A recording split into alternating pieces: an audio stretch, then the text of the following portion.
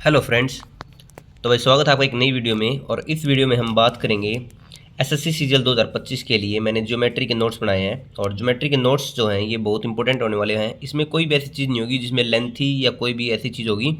इसमें जो है आपके जो भी पिछले 5-4 सालों में कंसेप्ट आ रहे हैं उन सभी का बेहतरीन रिवीजन होगा इसमें। और जो रिवीजन आप मोस्टली 7 से 8 घंटे में या 2 से 3 दिन में करते हो वो रिवीजन मैं हाफ एन आवर में करवा दूंगा। क्योंकि ये तैयारी जो है ये सिर्फ उन बच्चों के लिए है अब तो 2025 का सीजीएल का प्री का एग्ज़ाम देने वाले हैं, जिसको 1 से 1.5 साल हो गया है तैयारी करते हुए और उसको चीज़ें समझ में आ गई हैं कि ये चीज़ें कैसे बनती हैं, कैसे होती हैं, इनके कंसेप्ट आपको पता होने चाहिए। ये सिर्फ रिवीजन क्लास है, मैं आपको बता दूं।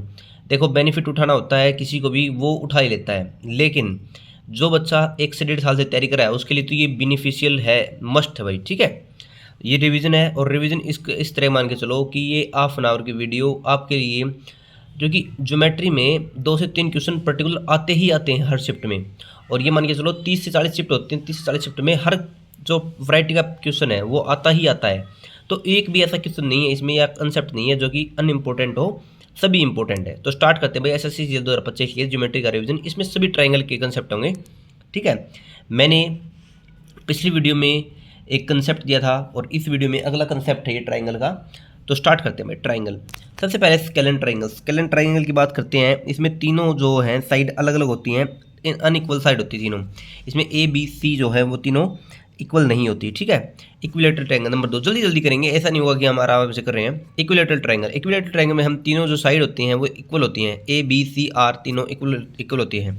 इसके फार्मूले भी हैं, वो नीचे आएंगे। ठीक है, acute angle triangle. Acute angle triangle होती है, acute angle triangle with all 3 जो इंटरनल एंगल्स होते हैं वे लेस देन 90 डिग्री होते हैं। मतलब कि तीनों जो है वे क्या होंगे, 90 डिग्री से कम होंगे। और इसमें एक कंसेप्ट लगता है बहुत इंपॉर्टेंट है, ए स्क्र प्लस बी स्क्र बड़ा होगा सी स्क्र से। ये ऑप्शन 4 ऑप्शन में आया हुआ था पिछली बार, जिसमें बताया गया था कि एक्यूट ट्रायंगल कौन सही है। मतलब कि इसमें ये ऑप्शन आपका आंसर होगा। ये सभी जो हैं वे प्रीवियस ईयर पे बेस्ड है भाई, और ये इंपॉर्टेंट है। ठीक है, आइसोसेलेस ट्रायंगल होती हैं जिसमें एटलीस्ट 2 जो इक्वल साइड होती हैं, जैसे ए इसमें अनइक्वल है लेकिन सी और बी जो है वो इक्वल साइड है। ठीक है, 2 साइड इक्वल होंगी आइसोसेलेस ट्रायंगल में।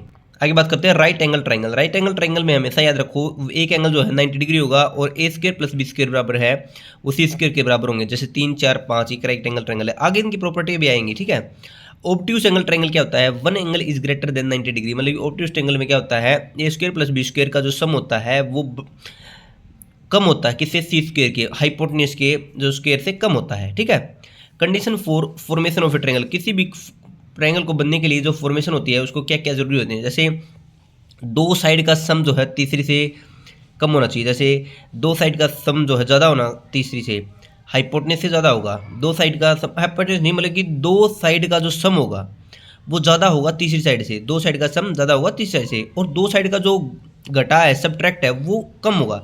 जैसे 3 4 5 है, 3 4 5 तो 4 3 7 बड़ा है 5 से, सही है।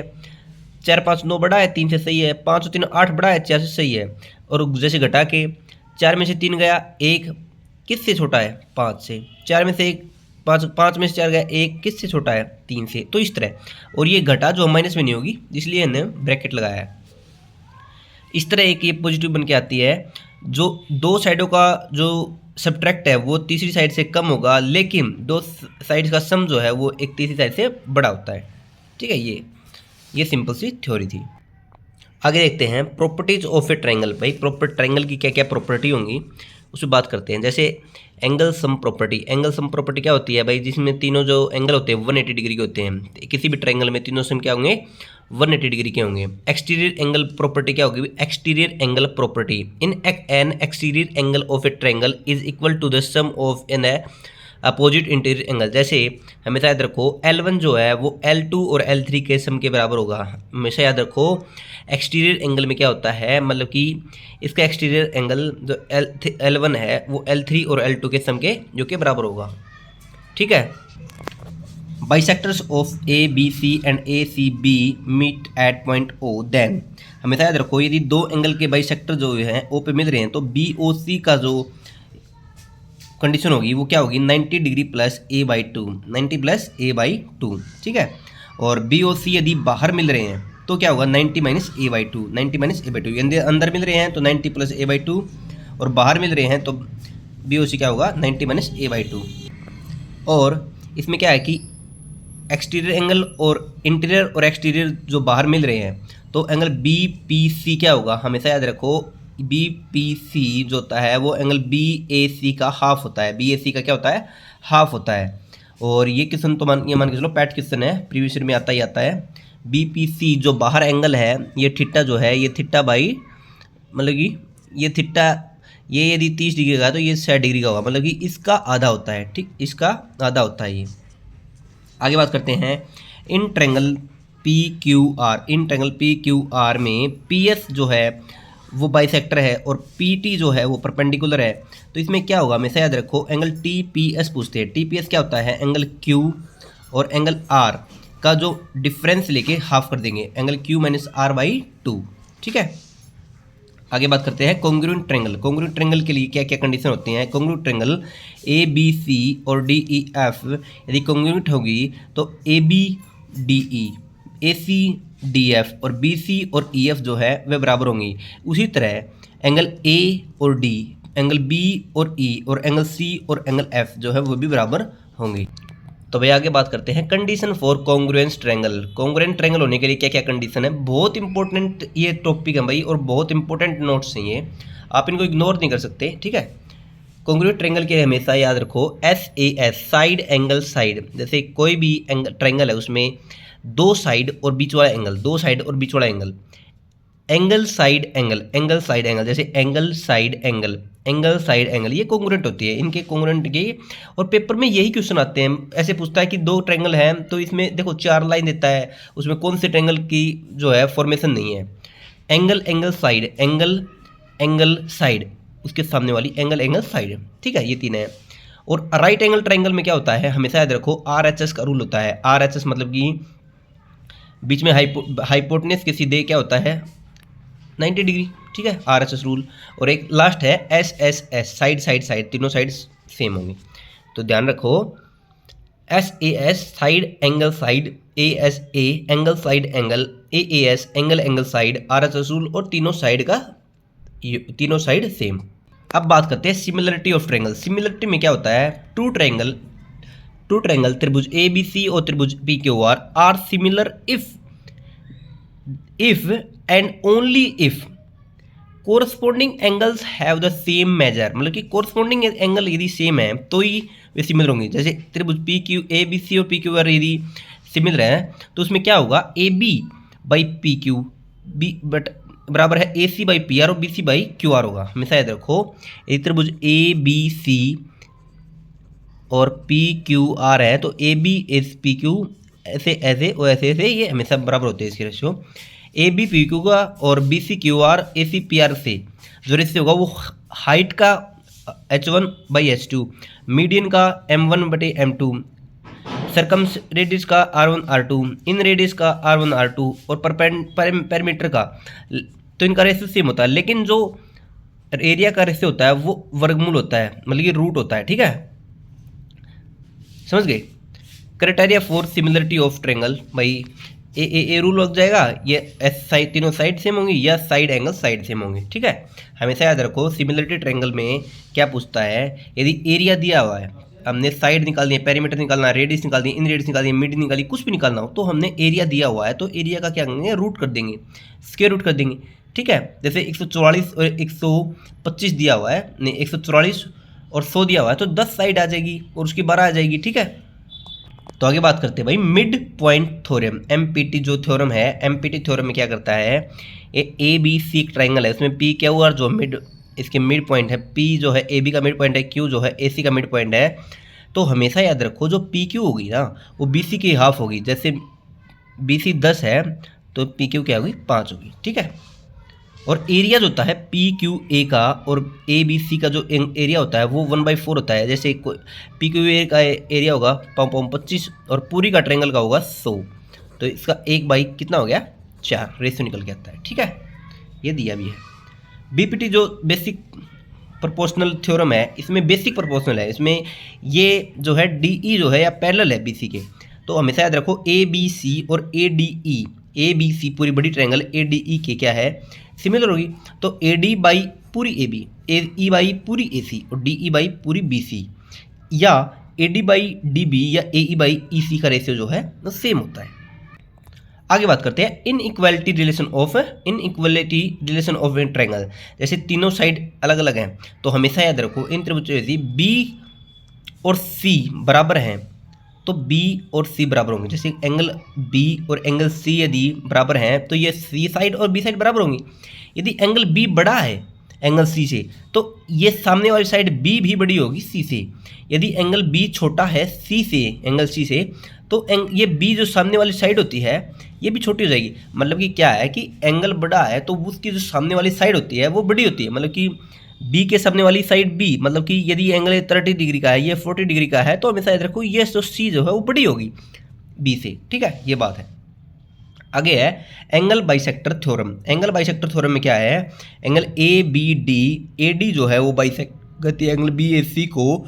ये तो बहुत इंपॉर्टेंट है। तो इसमें क्या हुआ, A B by B D बराबर है ए सी बाई डी सी, या ऐसे कर सकते हैं A B by A C by B D by D C. ठीक है, और एक्सटीरियर एंगल में यदि बाहर काट रहा है तो हमेशा याद रखो ए बी बाई ए सी तो होगा ही, इसमें पूरी बढ़ी हुई बी डी बाई ये यहाँ से बढ़ी हुई सी डी। ठीक है, आगे बात करते हैं भाई सेंट्रोइड पे। सेंट्रोइड जहाँ तीनों मीडियंस इंटरसेक्ट करते हैं, तीनों मीडियन जहाँ इंटरसेक्ट करेंगे वो सेंट्रोइड होगा। सेंट्रोइड हमेशा त्रिभुज के अंदर लाइज करता है। ये क्वेश्चन भी बनते हैं कि सेंट्रोइड कहाँ पे बनता है, त्रिभुज के अंदर बनता है भाई। सेंट्रोइड जो है जी और जी डी, ये देखोगे हमेशा देखो ए जी और जी डी, बी जी और जी ई, जी सी और जी एफ, हमेशा क्या रेशियो होगा 2:1, 2:1, 2:1। ये लिख भी रखा है 2:1 का रेशियो बनाता है। Median divides the triangles into 2 equal parts. जैसे ए बी डी और A D C, A B D और ए डी सी बराबर। ठीक है, और बी एफ सी और ए बी एफ सी ये ट्रायंगल, और ए सी एफ मतलब कि ये और ये और ये और ये तीनों ट्रायंगल मीडियन यदि तीनों बांट देती हैं। ठीक है, और एरिया जो है ए जी बी इसका तीनों का सेम होता है। और यदि इसको तीनों मीडियन मिल जाएंगी तो ये 6 इक्वल पार्ट में एरिया डिवाइड हो जाएगा। उसी तरह इसमें सेंट्रोइड वाले में क्या होगा, 4 into median A D B E और सी एफ का जो योग होता है वो 3 into side A B B C और सी ए के योग से बड़ा होता है। उसी तरह 4 इंटू ए डी मीडियन का जो स्क्वायर होता है, तीनों मीडियन का स्क्वायर वो बड़ा होता है 3 इंटू साइड के स्क्वायर से बड़ा होता है। इसमें लिख रखा भी है 4 into area of form by the medium बराबर है, देखिए मीडियन से बना हुआ एरिया का 4 गुना ए बी सी त्रिभुज का 3 गुना के बराबर होता है। ये इंपॉर्टेंट है, सीधे रूल आते हैं। आगे है formula for length for medium. भाई मीडियम की लेंथ निकालने के लिए एक फॉर्मूला है 1/2 इन वर्गमूल 2 इंटू ए बी का स्क्वायर प्लस बी सी का ए सी का स्क्वायर माइनस बी सी का स्क्वायर। मतलब कि जिस पर बेस पर है उसको माइनस कर देंगे उसका स्क्वायर करके। ठीक है, आगे बात करते हैं इफ़ मीडियन इंटरसेक्ट 90 डिग्री। हमेशा याद रखो यदि मीडियन 90 डिग्री पे इंटरसेक्ट कर रही हैं तो 5 इंटू बी सी का स्क्वायर, 5 इंटू बी सी का स्क्वायर बराबर क्या होता है A B square plus A C square. ठीक है, और relation of medians in right angle triangle. Right angle triangle में ऐसा याद रखो 4 इंटू ए एल मीडियन का स्क्वायर प्लस बी एम का स्क्वायर बराबर क्या होता है 5 इंटू ए बी का स्क्वायर। मतलब कि 4 गुना क्या होगा इस मीडियन का स्क्वायर बराबर है 5 गुना ए बी का स्क्वायर, हाइपोटेन्यूज का स्क्वायर। तो भाई आगे बात करते हैं सर्कम सेंटर पे। सर्कम सेंटर में क्या होता है हमेशा याद रखो, सर्कम सेंटर में ऐसा है पी सी और क्यू सी और आर सी ये बराबर होंगे। P C Q C R C जो है हमारी सर्कम रेडियस होंगी बराबर होंगी। और एंगल क्यू सी आर जो है वो 2 गुना होता है क्यू पी आर का। ठीक है, ये 30 है तो ये 60 डिग्री का होगा। और जो आर सर्कम रेडियस होती है वो A B C by 4 delta, delta होता है एरिया ऑफ ट्रायंगल। ठीक है, और इसको आर को एक बार वो ऐसे भी कर सकते हैं a by sine 2 sine a, a by 2 sine a, और ए बाई साइन ए बराबर बी बाई साइन बी बराबर सी बाई साइन सी 2r के बराबर होती है। लोकेशन होता है सर्कम सेंटर का हमेशा याद रखो एक्यूट ट्रायंगल में त्रिभुज के अंदर, ऑब्ट्यूज में बाहर और राइट एंगल में हाइपोटेनस पे होता है। लोकेशन ऑफ सर्कम सेंटर क्या होता है, एक्यूट ट्रायंगल में तो अंदर, ऑब्ट्यूज ट्रायंगल में बाहर और राइट एंगल ट्रायंगल में हाइपोटेनस पर। और जो रेडियस होती है इन राइट एंगल ट्रायंगल में हाइपोटेनस का आधा होती है। क्या होती है, हाइपोटेनस का आधा होती है। आगे बात करते हैं भाई इन सेंटर। इन सेंटर हमेशा याद रखो, इन सेंटर में क्या है, इन सेंटर में जो रेडियस होती है वो delta by semi perimeter, delta by semi perimeter, ठीक है, delta by semi perimeter. Angle B I C ये भाई इंटरसेक्ट कर रहे हैं, ये हमेशा याद रखो इंटरसेक्ट कर रहे हैं, तो बी आई सी क्या होगा 90 degree plus A by two, 90 degree plus A by two, 90 degree plus A by two. In centre जो है हमेशा लाइज करता है inside the angle, inside the triangle, inside हमेशा ट्रायंगल के अंदर जो है लाइज करता है। इन राइट एंगल ट्रायंगल हमेशा याद रखो जो आर होगी इन सेंटर की रेडियस होगी वो P plus B minus H by two, P plus perpendicular plus base minus hypotenuse by two होगी, ठीक है। और ये जो लाइन होती है जैसे इन सेंटर में हमेशा याद रखो जो बी डी होती है वो A C by B plus C, और ये होती है D C A B by A plus B. Distance between circumcentre and incentre, ये बहुत इंपॉर्टेंट क्वेश्चन है, कई बार पेपर में देखने को मिला है। सर्कम सेंटर और इन सेंटर के बीच में जो डिस्टेंस होती है वो होती है under root R square minus two R R, under root R square minus two R R. अब बात करते हैं भाई ऑर्थो सेंटर पे। ऑर्थो सेंटर भाई हमेशा इनसाइड द ट्रायंगल होता है, और इसमें जो बी एच सी होता है वो होता है 180 degree minus A, 180 degree minus A, ठीक है। A H C 180 minus B, A H B 180 minus C, ये आप कर सकते हो। अब बात करते हैं भाई हमारी आज की लास्ट स्लाइड के बारे में, इम्पोर्टेंट है ये भी। एक राइट एंगल ट्रायंगल है, इसमें हमें सब कई बार जो है बी डी हाइपोट ये बेस निकल ये मीडियन परपेंडिकुलर निकालने को आता है, बी डी का स्क्वायर होता है वो होता है सी डी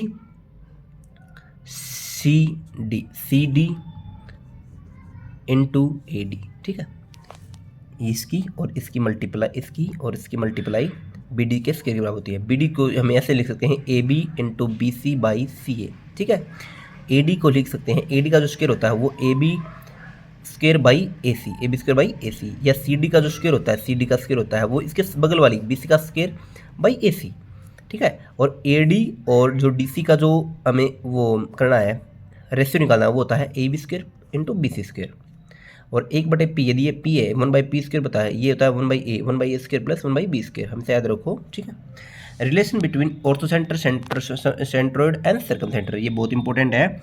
रिलेशन क्या होता है ऑर्थोसेंटर का और सेंट्रोइड का और सर्कम सेंटर का, हमेशा याद रखो। सेंट्रोइड जो है ऑर्थोसेंटर और सर्कम सेंटर को 2:1 में बांटता है, ठीक है।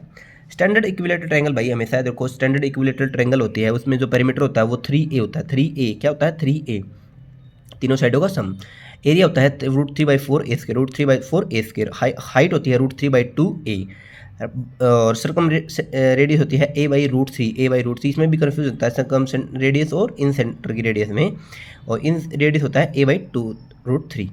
पर पेरीमीटर होता है √3a, एरिया √3/4 ए स्क्वायर, हाइट √3/2 ए, रेडियस होती है सर्कम सेंटर की a/√3 और इन सेंटर की a/2√3। एरिया जो होता है वो 4:1, मतलब कि सर्कम रेडियस और इन रेडियस के बीच में जो एरिया होता है वो 4:1 होता है, ठीक है, ठीक है। तो भाई आगे बात करते हैं ट्रिपलेट की। सबसे इम्पोर्टेंट आज के दिन, पिछले 2 से 3 सालों में या पहले भी पेपर यदि उठा के देखोगे, ज्योमेट्री और ये आपकी ट्रिग्नोमेट्री या और भी कोई चैप्टर है उसमें ट्रिपलेट का बहुत बड़ा रोल है। मतलब कि ज्योमेट्री और ट्रिग्नोमेट्री में तो ये मान के चलो ट्रिपलेट के बिना कुछ नहीं है भाई। आपको यदि पुट वैल्यू से आप क्वेश्चन नहीं कर पाते हो तो ट्रिपलेट के सारे भी आप क्वेश्चन कर सकते हो। ट्रिपलेट आपको दिमाग में होना चाहिए 2x और x² + 1 और x² - 1, 2xy x² + y², 2x² - y², ये स्टैंडर्ड है। 2x x² + 1 x² - 1, 2xy x² + y², x² - y²। 3 4 5 triplet है। 6 8 10, 5 12 13, 7 24 25, 20 21 29, 9 40 41, 11 60 61, 12 35 37, 13 84 85, 16 63 65। 3 4 5 6 8 10 12 5 12 13, 7 24 25, 20 21 29, 9 40 41, 11 60 61, 12 35 37, 13 84 85 और 16 63 65। आइसोसेलेस ट्रायंगल में भाई हमेशा याद रखो पेरीमीटर होता है वो होता है दोनों साइडों का सम, तीनों साइडों का सम होता है वैसे तो a × 2 + √2, और एरिया होता है 1/2 a स्क्वायर, 1/2 a स्क्वायर, जैसे 1/2 × लंब गुणा में बेस, तो ये सेम ही है लंब और बेस। तो ये ट्रिपलेट है, जैसे hypotenuse x² + y², x² - y², 2xy, m² + 1, m² - 1, 2m। Set के सामने √3 होता है, √30 के सामने 1 होता है, 90 के सामने 2। ये स्टैंडर्ड जो है क्वालिस को सीधे वैल्यू है। 45 के सामने 1, 45 के सामने 1, 90 के सामने √2, ये रेशियो है। 75 के सामने √3 + 1, 15 के सामने √3 - 1, 90 के सामने 2√2, 75 के सामने 2√3, 15 के सामने 1 और √2 इंटू √3 + 1, 15 सामने -√3, 75 सामने 1 और 90 सामने 2 इंटू √3 - 1। ये स्टैंडर्ड है। ट्रिपलेट पे एक बार और ध्यान दे लो। तो ये थी भाई आज की हमारी वीडियो, जो कि ज्योमेट्री के ट्रिपलेट इस पे ट्रायंगल पे थी। अगली वीडियो इस पे सेंटर पे बनाएंगे और क्वाड्रिलेटरल पे बनाएंगे। आपके लिए बहुत इंपॉर्टेंट क्लासेज हैं ये, ठीक है। आप मेरे हिसाब से 10 दिन रहे हैं सिजिल के एग्ज़ाम के लिए, आप बेहतरीन तैयारी करो और अच्छे मार्क आएंगे आपको। ज्योमेट्री, ट्रिग्नोमेट्री ये बड़े सब्जेक्ट हैं जिसमें हर शिफ्ट में 2 से 3 क्वेश्चन पूछते हैं। दोनों चैप्टरों से 5 से 6 क्वेश्चन हो जाते हैं, तो इंपॉर्टेंट चैप्टर है, थोड़ा समय भी देना पड़ता है, ठीक है। तो भाई लाइक शेयर सब्सक्राइब करना मत भूलें। Thank you very much.